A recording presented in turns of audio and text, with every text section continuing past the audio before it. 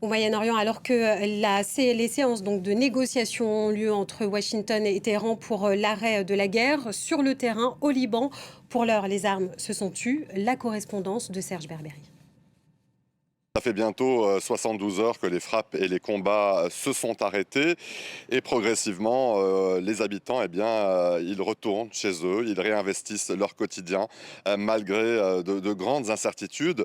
À Tyr, notamment, des commerces ont rouvert leurs portes, des habitants reviennent sur la corniche pour se balader ou faire leur jogging. Vous savez, des activités simples qui avaient pourtant disparu pendant des mois. Dans d'autres régions du sud Liban, beaucoup font des allers-retours vers leur village. Ils ne reviennent pas nécessairement pour se réinstaller. Ils viennent surtout pour récupérer des affaires personnelles, pour s'enquérir de l'état de leur maison, de leur commerce ou de leurs terres agricoles. Car vous savez, beaucoup redoutent encore une reprise des violences.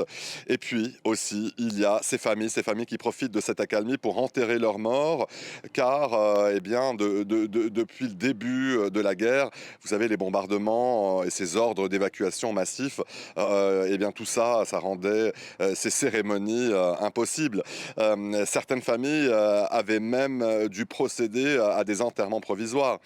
Donc, on observe un retour à une normalité qui est tout de même fragile. L'armée israélienne reste présente dans sa zone de sécurité au sud Liban. Et d'ailleurs, Benjamin Netanyahou l'a encore répété hier, les soldats israéliens vont conserver une liberté d'action totale au sud Liban, dans la zone de sécurité. Et d'ailleurs, Israël va répondre avec force à toute menace ou toute attaque venant du Hezbollah.